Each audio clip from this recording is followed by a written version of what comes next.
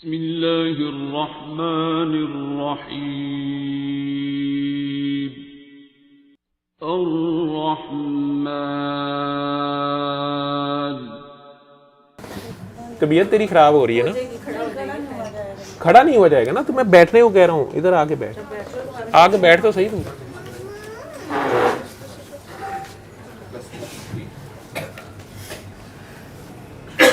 इसको चलने में मसला है?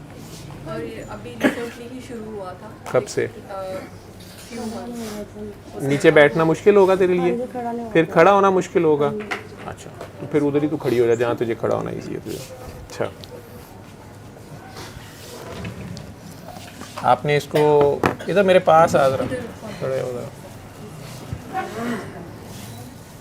ऐसे ही कर ले तू, मैंने नहीं तुझे कहा दुपट्टे कर।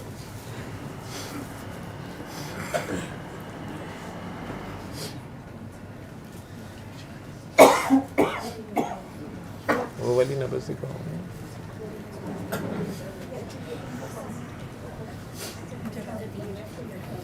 डॉक्टर साहबा को बताया आपने अपना मसला? जी उनकी बात समझ आई है? जी तसल्ली हुई है? या कोई बात उनको आपकी बात समझ आई है, आपको उनकी समझ आई है? अपना फ़ोन नंबर दिया आपने से? आपने उनसे राब्ते में रहना, ठीक है? मुझे बताना है या उन्हें बता दिया? बता दिए सर। मुझे तो बताने की ज़रूरत नहीं है कि बताना है सबके सामने। नहीं नहीं ना बताना, तो बता दिया ना उन्हें, ठीक है? उनसे राब्ते में रहना, ठीक है? ये ले पकड़ जाओ, थैंक यू। मौज कर।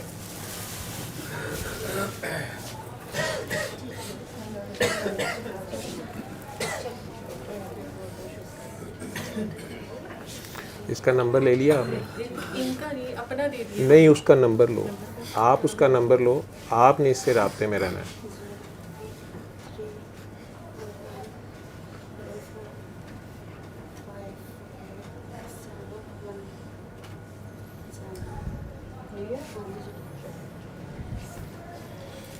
जाओ आराम से जाकर, और बाजी से राब्ते में रही।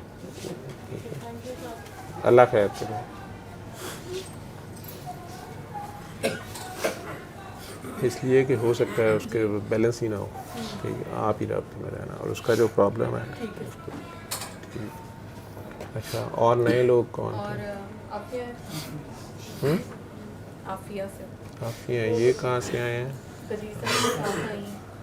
आपको मैंने कहीं देखा हुआ है पहले? क्या नाम है? क्या बात हुई थी मेरे से? कोविड के बाद आपको वीकनेस बड़ी हो गई थी? हाँ जी। फिर आपको जिना में एडमिट थे, ब्रेन ट्यूमर सोच रहे थे वो, या एब्सेस सोच रहे थे? फिर उन्होंने कहा था कि दवाई लो, ऑपरेशन कराओ, नहीं तो मर भी सकते हो या ख़राब हो सकता है। तो अभी क्या सिचुएशन है? ऑपरेशन हुआ है?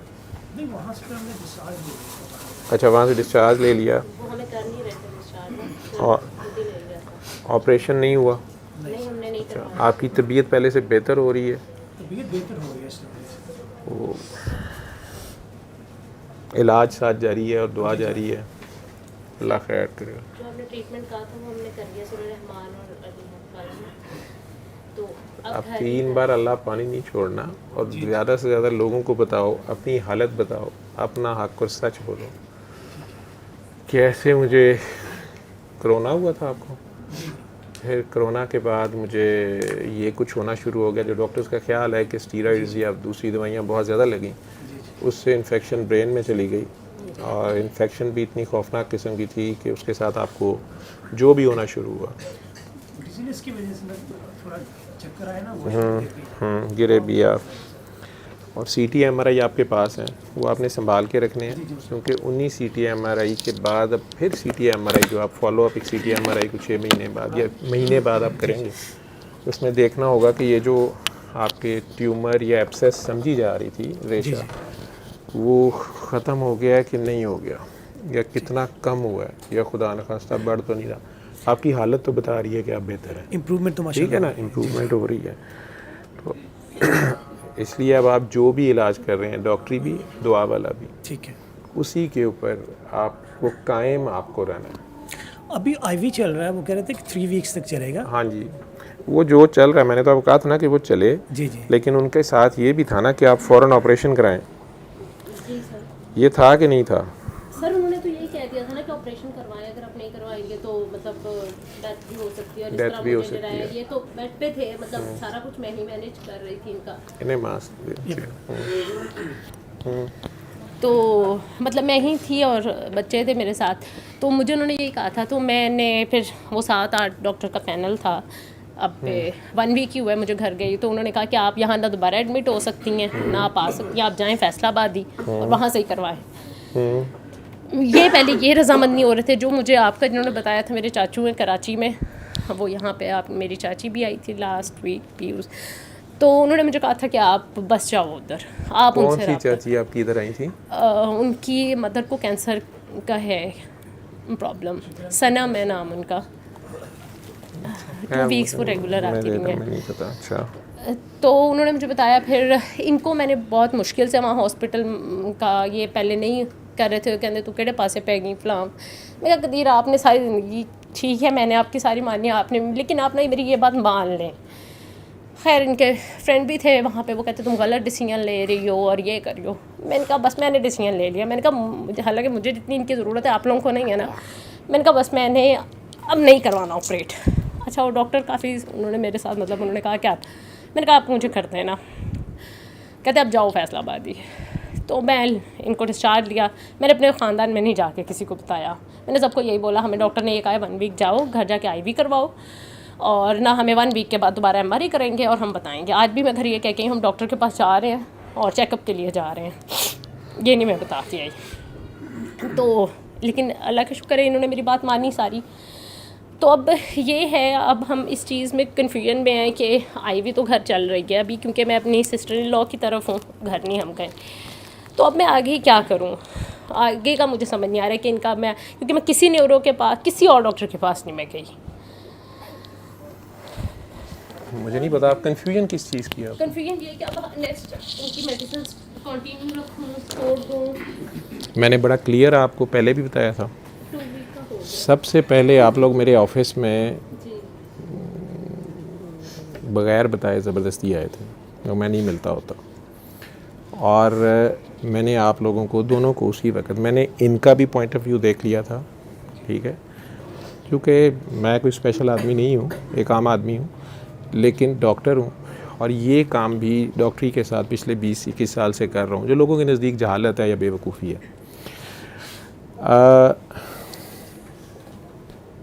जो भी कर रहा हूँ उसमें मुझे नज़र आ रहा होता है, ये पता चल जाता है कि कौन बंदा सिर्फ डेस्परेट होके इस वक्त ये चाह रहा है कि डूबते को तिनके का सहारा, कौन सच्ची मुची अंधे कुएं में छलांग लगा रहा है पूरी नीयत के साथ कि जो होगा देखा जाएगा, किसके पास कोई और चॉइस बची नहीं है, कौन सिर्फ चेक कर रहा है, कौन इस पे खड़ा अभी से डामाडोल नज़र आ रहा है। वो सारी बातें अपनी जगह होती हैं, लेकिन मैंने ये तरीका इलाज कभी भी किसी को फोर्स नहीं किया। पहली बात जो मैंने आप लोगों से की थी, और मैं आज भी हैरान हूँ कि अगर आप कहती हैं आप अभी भी कंफ्यूज्ड हैं, मैंने, और बाद में भी जो आपके फ़ोन आते रहे हैं, तो एज ए डॉक्टर, मैं डॉक्टर्स का आपस में डिफरेंस ऑफ ओपिनियन कई बातों पे होता है।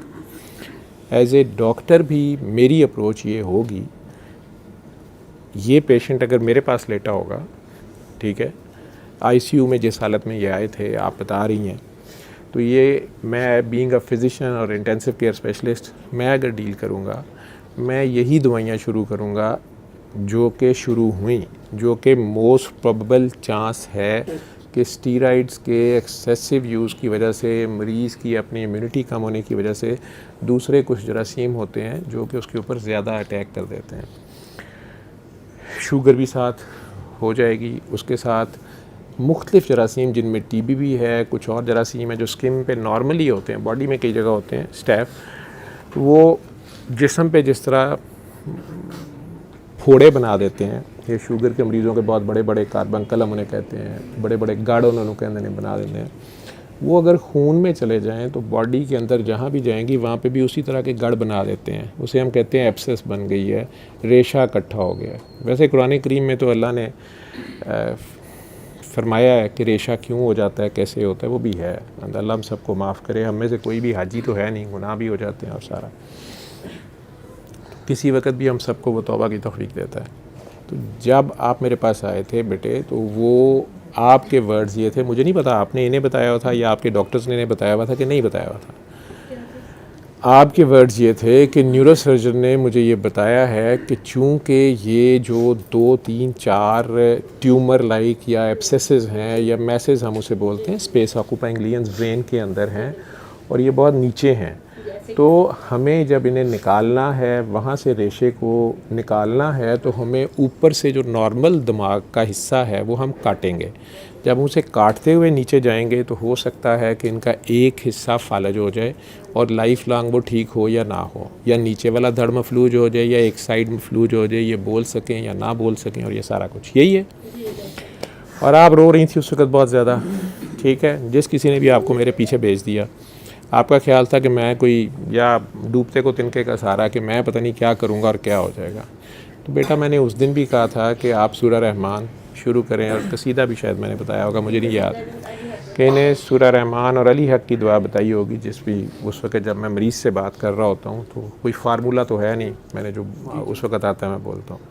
उसके बाद जब आपके मुझे फ़ोन आए और आपने मुझे 2-3 बार फ़ोन किया कि डॉक्टर्स सर्जरी के लिए इंसिस्ट कर रहे हैं, तो मैंने आपको मेडिकली, मेरी अप्रोच ये है, ठीक है, और मेरे अकेले की नहीं है, ये बहुत से डॉक्टर्स की ये अप्रोच है, कुछ की इससे अपोजिट है। तो मेरी अप्रोच ये होती है मेरे ऐसे पेशेंट के अंदर जहाँ पर मैंने भी सारा ब्लाइंड करना है और रिस्क बेनिफिट रेशो देखा जाता है, ठीक है। तो उसमें जब आपने मुझे कहा कि मरीज़ की हालत तेज़ी से बेहतर हो रही है, अब चाहे वो दवाइयों से बेहतर हो रही है या दुआ से बेहतर हो रही है, लेकिन वो बेहतर हो रही है, उसका जो प्राइमरी मसला है वो बेहतर हो रहा है, और उसको चूँकि लम्हाती तौर पे हैवी डोज स्टीरॉइड्स गए, उसकी इम्यूनिटी कम हुई, उसका ये मसला हो गया। अब अगर उसका खाना पीना ठीक होता है, अब स्टीरॉइड्स नहीं दिए जाते, या उसकी इम्यूनिटी कुछ बिल्ड होती है, खून की कमी है, खून लगाया जाता है, व्हाटएवर, और मरीज़ की चूँकि हालत इम्प्रूव हो रही है, तो फिर मैं इसे कहते हैं कंजर्वेटिव अप्रोच। तो मैं सर्जरी के ऊपर या एग्रेसिव अप्रोच पे नहीं जाऊंगा। मैं इंतज़ार करूंगा कि मैं यही टीके या यही इलाज, दुआ भी, ठीक है, मैं इसे जारी रखूं। इसमें रिस्क है, बीइंग ए डॉक्टर इसमें भी रिस्क है, ठीक है, ये बीमारी बढ़ सकती है। हो सकता है हम, एक जरासीम होता है स्टेप्टोकोकस या स्टेफलोकोकस, हम उसका इलाज कर रहे हैं, ये है ही टीबी है। अगर वो टीबी है तो वो विद पैसेज ऑफ टाइम हाथ से निकल जाएगी या ज़्यादा बढ़ सकती है, ठीक है। जितना ज़्यादा वो अंदर रेशे या वो पॉकेट्स बनी हुई हैं ब्रेन के अंदर, उनके साथ इनका खड़े होना और बैठना खुद एक मोजज़े से कम नहीं है, ठीक। लेकिन उसके बावजूद चूँकि मेरे सामने मरीज़ जो है उसका हमारे लफ्ज़ में कोई फोकल न्यूरोलॉजिकल डेफिसिट या मरीज़ को उस सारे के होने के बावजूद अल्लाह करीम ने उसको चलता फिरता और होश में रखा हुआ था, और दवाइयों से उसकी हालत बेहतर हुई है। चले मैं कहते नहीं दुआ से बेहतर हुई है, दवाइयों से बेहतर हुई है, ठीक है। तो मैं उन दवाइयों को ही कंटिन्यू करूँगा एक ख़ास टाइम तक, ठीक है, और फिर उसका सीटी स्कैन दोबारा करके या एमआरआई दोबारा करके देखूँगा कि वो जो रेशा अंदर था वो ख़त्म हो गया कि नहीं। मैं नहीं क्रेडिट लेता कि वो सूरह रहमान से खुश्क होगा या वो दुआ से खुश्क हुआ, नहीं, वो हज़रत गोरा अलैहिस्सलाम जो हैं उनके माशाल्लाह उनका जो कुरान है एलोपैथी उससे ठीक हो गया, ठीक है, उनके पैगंबरों से उस खुदा ने ठीक कर लिया, तो मुझे कोई मसला नहीं है, ठीक है। जो भी उसको, हर एक का अपना अपना बुत है, अपना अपना खुदा है, तो मुझे उसमें मसला नहीं है। मेरा कंसर्न किसी भी मरीज़ के ऊपर ये होता है कि अल्लाह उसे शिफा दे दे, उसकी तकलीफ़ ठीक हो जाए। इवन मैं जब सर्जरी, हार्ट सर्जरी भी करवाता था या उस सर्जरी के पहले 24 घंटे मैं डील करता था, मेरी या किसी भी डॉक्टर की इंटेंशन ये नहीं होती कि उस मरीज़ की तकलीफ़ बढ़े। हमारी इंटेंशन तो ये होती है कि इसकी किसी ना किसी तरह तकलीफ़ कम हो। जो हार्ट सर्जरी या ब्रेन सर्जरी या कोई भी सर्जरी है, उसमें भी जो नए से नए तरीके आ रहे हैं, जैसे अब लेप्रोस्कोपिक सर्जरीज़ आ गई हैं, तो पहले इतना बड़ा चीरा देते थे मरीज़ को, ठीक है, अब इतने इतने छोटे 2-3 टाँके, क्योंकि डॉक्टर्स यही सोचते हैं ना कि इसकी तकलीफ़ कम से कम हो, इसका डैमेज कम से कम हो, और इसकी जो भी मसला इसका है, जिस वजह से भी है, इसका अपना किया धरा है, ये एक्सीडेंट हो गया या डॉक्टरों का किया धरा है, डॉक्टरों ने दवाइयाँ गलत दे दी हैं, सही दे दी, उस वक्त उन्होंने जान बचाने की कोशिश की, तो उसको जितने कम नुकसान में ठीक किया जाए। चीज़ बेहतर हो रहा है उन दवाइयों से, तो आप उनको 3 हफ्ते नहीं 6 हफ्ते टोटल देंगे, ठीक है, और आप एक सीटी स्कैन इस मरीज़ का वो बिल्कुल ठीक रहता है जब उन्हें कोई अलामात नहीं आ रही, अगर बुखार होना ठीक हो गया है, अगर उनको कोई चक्कर नहीं आ रहे, अब जो गिर रहे थे ये वो नहीं हो रहे, इनको कोई फिट्स नहीं खुदा न खास्ता पड़ रहे अब, या इनको नज़र में कोई मसला नहीं आ रहा, इनको ज़ुबान बोलने में, हाथ पैर चलाने में मसला नहीं आ रहा, मरीज़ पहले से दिन ब दिन बेहतर हो रहा है। जैसे मैंने कहा, आप कह रही हैं कि हफ़्ता 10 दिन पहले की बात है जब आप मेरे से मिल के गए हैं, मुझे लगता है शायद 2 हफ़्ते की बात है, लेकिन फिर भी मैंने नहीं पहचाना, क्योंकि उस दिन के मुकाबले में आज इस शख्स की चेहरा माशाल्लाह या कुछ वो फ़र्क है। उस दिन ये काफ़ी बुरी हालत में थे। अभी भी इनके हाथ पे शायद ब्रेनले का जो लगा होगा, हाथ उनका लाल है, मुझे पता है इसकी वजह से बुखार हो सकता है, और मरीज़ डर जाएगा कि ये शायद यहाँ से बुखार हो रहा है। ठीक है, वो सारा कुछ जो हम दवाइयाँ दे रहे हैं, जो कुछ हम कर रहे हैं, उससे चंद जरासीम हिट होंगे, और जो दूसरे जरासीम हैं वो ओवरग्रो कर जाएंगे। इस जिस्म के अंदर इस तरह की हज़ारों जरासीम हैं जो एक दूसरे को पकड़ के रखते हैं, वो एक दूसरे के लिए पुलिस होते हैं। ठीक है, वो सारे आपस में मिल बैठ के रह रहे होते हैं, मुंह में भी, ठीक है, खुराक की नाली में, पेट में, पेशाब की नालियों में, हाथ पे, स्किन पे, हर जगह पे, इवन हमारे ये सर की यहाँ पे। जब उनका बैलेंस ख़राब होता है तो एक अगर बेचारे कम हो जाते हैं तो दूसरे चौड़े हो जाते हैं, बल्कि कमीने जो हैं वो ज़्यादा चौधरी बन जाते हैं। ठीक है, जो बड़े मर जान, ठीक है, जो हन्ने हन्ने चौधर आ जाती, जो साढ़े आजकल मुल्क से ज़्यादातर हाल है कि वो जब चेक एंड बैलेंस वाले, जिनका कोई, इन सारों के अपने अपने नुकसान और फ़ायदे हैं, उसके बावजूद कुदरत ने हमारे अंदर रखा है और इनके कुछ फ़ायदे हमें हैं। ठीक है, वो सारी की सारी लाइफ जब हमारे अंदर होती है तो हम जब एंटी लाइफ दवाई, एंटीबायोटिक, एंटी लाइफ दवाई खाते हैं किसी जरासीम को मारने के लिए, एक को, लेकिन वो नहीं ध्यान करती, वो बहुत से मार देती है।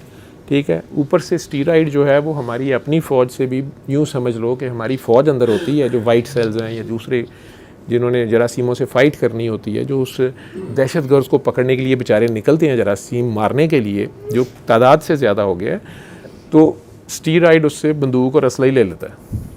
ठीक है, अब वो बेचारी अपनी फ़ौज भी मार खाती है। ठीक है, तादाद में चाहे ज़्यादा हो लेकिन वो मार खाती है, उनको असला नहीं होता। ठीक है, या उसका असला, उनको बंदूक दी है लेकिन आगे से चोंच तोड़ के दे दी है, तीर दिया है तो उसका चोंच टूटा हुआ है, गोली दी है तो उसके अंदर बारूद नहीं है, तो स्टीरॉइड ये काम कर देता है। ऐसे समझ लो, एक हल्की मिकदार में चाहिए भी होता है ऐसी हालत में, और ज़्यादा मिकदार हो जाए तो उल्टा नुकसान कर देता है। सारी बातें अपनी जगह हैं। अब जो आपकी बात का फाइनल जवाब जो मैं देने लगा हूँ कि आप फिर यहाँ पे बगैर बताए आए हो, ठीक है, और आप अपनी पागलपन में, जुनून में इतना बड़ा रिस्क ले रही हो और ज़बरदस्ती अपने खामद को यहाँ ला रहे हो, तुम्हारा खामद 100% इस पर कन्विंस नहीं है। ठीक है, और यही असल बात है कि जिसका इलाज हो रहा है, क्या वो खुद कन्विंस्ड है कि नहीं है, ये उसके लिए ज़्यादा ज़रूरी है। ठीक, और उसके अंदर अगर खौफ है, क्योंकि शैतान का हथियार खौफ है। ठीक, शैतान और नफ्स हमें या खौफ में फंसाते हैं या मज़े में फंसाते हैं, लालच में फंसाते हैं। ठीक है, ये उनका पुराना काम है, और एलोपैथिक भी ज़्यादातर लोग मरीज़ को डरा के ही काम करते हैं, ये भी हमारा भी प्रैक्टिस है। ठीक है, शैतान का भी यही तरीक़ाकार है। लेकिन ऑनेस्टी से जो डॉक्टर्स ओपिनियन देते हैं वो ऐसे भी हैं बड़े अच्छे, जो अपने इल्म के, उनका जितना इल्म है, उनका जितनी सोच है, उन्होंने उस पर बात करनी है, उनका जितना तजर्बा है उन्होंने उस पर बात करनी है। आप एक्स्ट्रा रिस्क अगर लेते हैं, जैसे बहुत से लोगों को डॉक्टर्स कहते हैं कि जी आपके पित्ते में पथरियाँ हैं, आप निकलवा लें, लोग 10-10 साल नहीं निकलवाते। डॉक्टर्स उन्हें बताते हैं ये किसी वक्त फट भी सकती है, फंस सकती है, मज़ीद एमरजेंसी कर सकती है, लोग नहीं निकलवाते कि यार जो होएगी देखी जाएगी, कई उसी वक्त निकलवा लेते हैं। हर एक की अपनी अपनी अप्रोच है। गुर्दे में पथरी है, मसला होता है, और भी कई चीज़ें होती हैं। लेकिन बहरहाल जहाँ तक इस तरीका इलाज की बात है, ये आपने सूरह रहमान सुनवा दी उन्हें। ठीक है, एक दिन छोड़ के अब फिर 7 दिन सुनवा दें। ठीक है, और जो टीके हैं वो आपने वहाँ पे भी, अगर कोई बहुत अच्छा, ये ना हो कि मेरे पे पहले ही इल्ज़ाम है कि डॉक्टर साहब ने अपनी प्रैक्टिस चलान नहीं कर रहे हैं, तो मैं नहीं कहता, मेरा ये सारे दिन का खेल है, लेकिन मैं अपने क्लिनिक पे ऐसे पेशेंट्स को नहीं देखता। आप वहीं फैसलाबाद में, कि वहाँ भी अच्छे फिजिशियंस हैं, वहाँ किसी को, क्योंकि कोई भी फिजिशियन जो है वो ये रिस्की डिसीजन है थोड़ा सा, वो या न्यूरो सर्जन वहाँ पे अगर होगा, पहले तो तारिक सलाउद्दीन साहब तो पहले इधर आ गए हैं, बहुत पहले की बात है, मेरे दौर की बात है जब हम वहाँ थे, तो कोई भी होंगे अच्छे, वहाँ भी यूनिट होगा। वो जब पुराना सीटी देखेंगे और 3 हफ्ते या 6 हफ्ते की एंटीबायोटिक्स का इलाज देखेंगे तो वो सीटी एक नया करेंगे।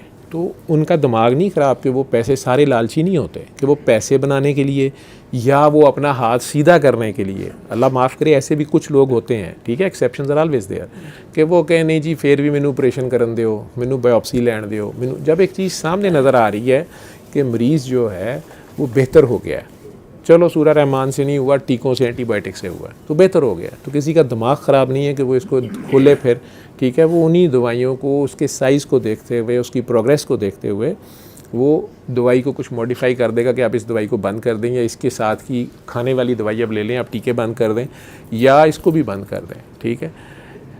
ये इसकी पॉलिसी होगी, इसमें कोई कन्फ्यूजन वाली कोई चक्कर नहीं है, ना कोई लंबी चौड़ी बात है, ठीक है ना। नहीं, ये मैंने आपको जब कल परसों आपका फ़ोन आया तो मैंने तब भी क्लियर किया आपको, जब आपने कहा कि आपको डॉक्टर्स कह रहे हैं कि या फिर छुट्टी लें या ऑपरेशन करने दें हमें। मैंने आपसे एक ही सवाल पूछा था कि इतने दिन गुजरने के बाद आपका मरीज़ बेहतर हुआ है या ख़राब हुआ है। आपने कहा जी वो तो खुद चलना फिरना शुरू हो गए हैं, सारा ठीक है, बुखार तो। मैंने कहा अगर बेहतर हो गया तो ठीक है, उन डॉक्टर साहिबान को ये कहने की कोशिश करें कि डॉक्टर साहब ये बेहतर हो रहे हैं तो अगर हम दवाइयाँ ही क्यों ना यूज़ करें। लेकिन सरकारी अस्पतालों में हमारे पास दूसरा मसला ये होता है कि मरीज़ इतने ज़्यादा होते हैं, बेड्स नहीं होते। तो उन्होंने फिर आपको इसलिए रिलीव किया होगा कि आप ये टीके घर जाके लगाते रहें, हमें ऑपरेशन वाले पेशेंट्स को रखना है, जिन्होंने ऑपरेशन करना है, बाद में रुकना है, उन्होंने छुट्टी दे दी होगी, ठीक है, दूसरे शहर से आपने उधर भेज दिया होगा। अब ये मेरा ये क्लेम ही नहीं है कि उन दवाइयों में अचानक शिफा सूरा रहमान ने डाल दिया या अल्लाह ने डाल दिया, मैं खुद नहीं मानता इन चीज़ों को। मैं तो एक ड्रामा बनाया हुआ है, ठीक है, मैंने अपनी रोटी चलानी है, कारोबार पीरी फकीरी है, देखो ना ये किसको हीरो बन के बीच में बैठना बड़ा मज़ा आता है इसमें, ठीक है। मैनू पुछदा कोई नहीं सी ना गल मेरी कोई सुनदा सी, हुण एवें ही असी वो चूहे हैं जिन्हें पूरा जंगल पिछे लाया असी, ठीक है। कोई चीता ऐसा है नहीं जो लोगों को दसे कि यार कल भंग पी के मैनू भी नाल लैके फिरदा रहा, ठीक है। दौर ही ऐसा, ये कौम मानती फ्रॉड को है, जिदा दा लग जाए तो मैं क्यों ना लावां, ठीक है। आप लोगों की जो सिचुएशन है ना, मुझे एक चेहरा बीच में ऐसा नज़र आ गया 2 साल बाद, पता नहीं, हक़ और सच बोलना बहुत मुश्किल होता है और खुल के गवाही रब की देना और अपनी गलतियों को मानना, या कहाँ कहाँ बंदा थिड़का और कहीं नहीं थिड़का। जहाँ आप अभी शुरू हुए हैं, आज से 2.5-3 साल पहले, 2-2.5 साल पहले एक साहब को कमर दर्द थी, उनकी भी बेगम ज़बरदस्ती मेरे पास ले आई, वो नहीं आना चाहते थे, ठीक है। मैंने जो भी उस वक्त उनके पास एक्सरे सीटी थे उसे देखा और मैंने कहा कि पता नहीं, मैंने शायद कहा कि कुछ नहीं है, खैर है, छोड़ दें। वो 1 साल अड़े रहे कि उन्हें कुछ है। लोगों ने 2.5 लाख रुपया, पता नहीं 15-15 हज़ार रुपये के सेशन, पता नहीं केड़ियाँ ट्रीटमेंटां दे कमर दर्दां दियां कर देते। वो मेरे से गायब हो गए उसके बाद, क्योंकि मैं तो जाहिल डॉक्टर था, सूरा रहमान से इलाज करता था। फिर किसी ने स्टीराइड्स दे दिए, फिर उन्हें रेशा पड़ गया कमर में, फिर उनके मोरे गल गए। अब आज वो फिर 3 साल बाद इधर बैठे हुए हैं। अब वो बोल सकते हैं कि नहीं, मुझे नहीं पता क्या हाल है क्या नहीं, लेकिन मैं चाहूँगा कि आप लोगों का शायद भला हो जाए अगर वो बंदा हक़ और सच बोले कि अल्लाह का रास्ता कितना मुश्किल है, इस पर खड़ा रहना, इस पर चलना बड़ा औखा भी है। नहीं, ये हुआ था कि इनके भी जो डॉक्टर्स इनको इलाज कर रहे थे, ज़ाहिर बात है इन्हें कमर दर्द थी, ठीक है, और उसके MRI बाहर भी हुए, यहाँ भी हुए, CTs हुए, मसल्स की दर्द ही उसको बनाया जा रहा था, और वो है भी थी या किसी भी वजह से थी, कोई रीज़न नहीं निकल रही थी। उसके बाद किसी साहब ने इन्हें स्टीरॉइड्स और इंजेक्शंस लगा दिए, वहाँ पे रेशा पड़ गया, ठीक है, रेशा पड़ गया। और अब जब मेरे पास ये आए तो मैंने एक दवाई, इन्हें TB की दवाई शुरू की कि ये आप शुरू करें, और दूसरी ये कि इसके साथ आपने दुआ मैंने दोबारा बताई, और तीसरा ये कहा कि इसको सुई से निकालना ज़रूरी है, ये बहुत ज़्यादा है अब अंदर रेशा, जो पहले था ही नहीं। साल पहले, 1.5 साल पहले जब ये मेरे पास आए थे MRI CT लेके, अब जो कुछ है, और अब जिस अल्लाह के बंदे ने ये कर मारा है आपको, वो KKT पता नहीं क्या करवा के आए थे आप, तो ये इसमें से ये रेशा निकालना ज़रूरी है, ये दवाइयों से नहीं खुश्क होगा, ये इतना ज़्यादा है। और मोरे इनके गल गए हुए थे। दूसरा मुझे डर था कि ये मोरे जो हैं एकदम, ये मोरा बैठ गया तो इनका निचला धड़ जो है वो मफलूज हो जाएगा सारी ज़िंदगी के लिए, खुदा न खास्ता। तो मैंने इन्हें स्पाइनल सर्जन के पास भी भेजा। अब हमारे मुल्क में भी यही होता है कि ज़्यादातर लोग समझदार हैं। उन्होंने इन्हें समझाया कि वो डॉक्टर तो पागल है कोई, ठीक है, टीबी की दवाई जो है उसमें विटामिन भी ज़रूरी नहीं दिया। अब मैंने इन्हें मल्टीविटामिन की जो गोली दी हुई थी उसमें वो विटामिन B6 जो चाहिए होता है वो था, जितनी मिकदार में था, वो एक ख़ास नाम से ही देना चाहते थे। तो इन्हें समझ आई कि डॉक्टर साहब को तो दवाइयाँ का नहीं पता। अब उन्होंने अपनी दवाइयाँ शुरू कर दी, ठीक है, लेकिन जो करने काम मैंने भेजा था कि इनकी कमर के 2-3 मोरे बिल्कुल बड़े ख़तरनाक जगह से बिल्कुल गल गए हैं, तो ये ना हो कि इनकी कमर बैठ जाए वहाँ से, तो इनको या तो एक तो सारा रेशा निकाले वहाँ से, सर्जिकली इसको डील कर, वो उन्होंने कोई नहीं किया क्योंकि वो बड़ा मुश्किल काम था, रिस्की काम भी था। इन्होंने 2 महीने मुझे फिर छोड़ दिया। मैं देखूं मरीज़ पता नहीं किधर चला गया। मैंने प्लान सारा लिखा होता है कि आपने इतनी देर बाद ये टेस्ट कराने हैं, वज़न कराना है, ये दवाई काम भी कर रही है नहीं कर रही, तो हम आगे चलें। तो ये 3-4 महीने के बाद आला तालीम याफ्ता होके फिर वापस मेरे पास आए। अब आए तो पहले से ज़्यादा चीखे मार रहे थे। इसका भी मजबूरी थी, इसकी दर्द ठीक नहीं होती थी, ठीक है। कई बार बंदे की अपनी दुआ मांगी होती, कई बार दूजे भी नहीं छड्डन डे होंगे ना। इंसान भी आपस में बड़े ज़ालिम हैं, छोड़ते नहीं ना, कोई बंदा काबू आ जाए, ठीक है। अब दोबारा मैंने इन्हें मिन्नत तरला करके, एक और साहब थे CT स्कैन MRI वाले, मैंने उन्हें उनके पास भेजा कि आप नीडल से ही निकाल दें, ये जब तक नहीं निकलेगा ये बहुत मसला है। बहरहाल उन्होंने भी आगे से इन्हें 2-3 अपने MRI CT करके कि डॉक्टर साहब मुझे सही नज़र ही नहीं आया, पहले मैनू वो पैसे उन्हें बना ले, उसके बाद सुई वाला काम उन्होंने किया कि ये अजे लोड़ नहीं। तो ये बेचारा चीखता चलाता चला गया। वज़ीराबाद से आगे कहीं इनकी रिहाइश है, गुजरात के पास शायद, जहाँ भी है, वहाँ इनकी फिर तकलीफ़ बढ़ी। तो इनका यहाँ से पहले ऑपरेशन हुआ है अपेंडिक्स का, वो जगह फूल गई। अब इन्हें कोई पता नहीं कि ये नया मसला क्या हो गया है। वो जो रेशा था वो अपना रास्ता बनाता हुआ पट्ठों में से वो तकरीबन उधर को निकला है, किसी को पता नहीं। वहाँ जो लोकल अल्ट्रासाउंड वाले एक साहब थे, उन्होंने कहा जी मैं अल्ट्रासाउंड के साथ सुई मारता हूँ, इसको निकालता हूँ रेशा, तुम्हारा जो पुराना अपेंडिक्स है लगता है जो ऑपरेशन हुआ है वो किधर रेशा पै गया, इसको निकाल के देखते हैं। अब जब उन्होंने सुई मारी तो वो गले पड़ गई, उसे टूटियाँ खुल गई। वो इतना रेशा था उसे निकलना ही था। वो डर गए बेचारे कि कहाँ से आ रहे। उन्होंने वापस भेजा इन्हें लाहौर, उन्हीं साहब पहले वालों के पास, क्योंकि वापस में उस्ताद शागिर्द टाइप भी थे। उन्होंने भी हाथ डालने, कोई ऐसे केस पे हाथ नहीं डालता, ठीक है। बहरहाल ये वापस फिर मेरे पास आए कारनामा करके। फिर दोबारा इनको मैंने दवाइयाँ इनकी रीएडजस्ट कर दी और फिर दुआ पे लगाया, लेकिन दुआ इन पे पता नहीं क्यों नहीं ज़्यादा चलती थी, ठीक है। भी मैं सारी रात एक मुसल्ले ते खलो के दुआ मंगी जा कि या अल्लाह दा मुंडा जम्मे, ठीक है। एक कही जे कि या अल्लाह मैं ते मैनू औलाद चाहिदी नहीं, तो अल्लाह एदी मनेगा कि मेरी मनेगा, वो इसकी मानेगा, ठीक है। अल्लाह दिलों के हाल अंदर से जानता है, ठीक है। सरकारे दो आलम तो सारी दुनिया के लिए अल्लाह वो कहते थे कि सारे को माफ़ करे, तो रहमान है। वो कहते थे कि आपकी दुआ अपनी जगह, लेकिन इनके दिलों का हाल मैं जानता हूँ। तो ये मैंने जब जिसको कब क्या करना है वो मैं कर लूँगा, आप बस इन्हें वार्निंग भी दे दो और खुशखबरियाँ भी सुना दो, ठीक है। फिर ये किधर खड़े होते हैं वो मैं देख लूँगा, ठीक है। और सरकार के उस जज्बे के बावजूद उन्हें करबला तक भी दिखाई गई होगी, उसके बावजूद उन्होंने शिमर के पैदा होने से भी पहले उसके लिए दुआएं की हुई हैं। ये उनका ज़र्फ़ है, ठीक है, और ये उनका टेस्ट है।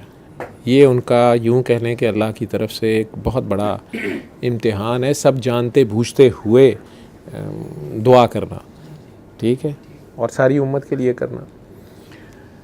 बहरहाल बेचारे फिर फंस गए, फिर मेरे पास आए। अब वो यहाँ से टूटी ना बंद हो, ठीक है, लेकिन अल्लाह ने वो एक ब्लैसिंग इन डिस्गाइज थी। वो अल्ट्रासाउंड वाले भी सैयद बादशाह हैं बेसिकली, उन्होंने दे हथे अल्लाह ने एक काम कराना सी, वो छेड़ते बैठे तो अब रीछ ना छोड़े ना कंबल छोड़े। बहरहाल वो अल्लाह का लाख लाख शुक्र है कि वो काफ़ी रेशा निकला और दवाई भी ये लेते रहे, ठीक है। फिर इन्हें मसला था कि ये जिस मुल्क में इन्होंने जाना था वहाँ आगे पता चल जाए कि टीबी है, तो इनकी नौकरी भी गई, वीज़ा भी गया, सारा कुछ गया। फिर काम भी इनका इस किस्म का था कि इन्होंने वज़न उठाना था, उसमें कमर का मसला है, ठीक है। फिर मैं इन्हें जो खुराक बताता था कि आपका वेट ना बढ़े लेकिन खुराक अच्छी भी चाहिए, उनकी दवाई बड़ी गर्म है ऐसे समझना है, ठीक है। वो इन्हें खाने पीने का माशाल्लाह शौक़ है, वज़न बढ़ाने का भी इन्हें शौक़ है। गुजरां वाले दा बंदा होए तो खांदा पींदा ना मरे, ये तो नहीं हो सकता, ठीक है। तो अब ये माशाल्लाह बाहर दे मुल्कों फिर आ गए ने, मैनू नहीं पता नवा की तोहफा ले आए ने, ये मैनू नहीं पता, ये एवं नहीं आते, ठीक है, ठीक है। तो पहली बार इसके चेहरे पे हंसी है, और करना कराना हर बंदे ने खुद होता है। और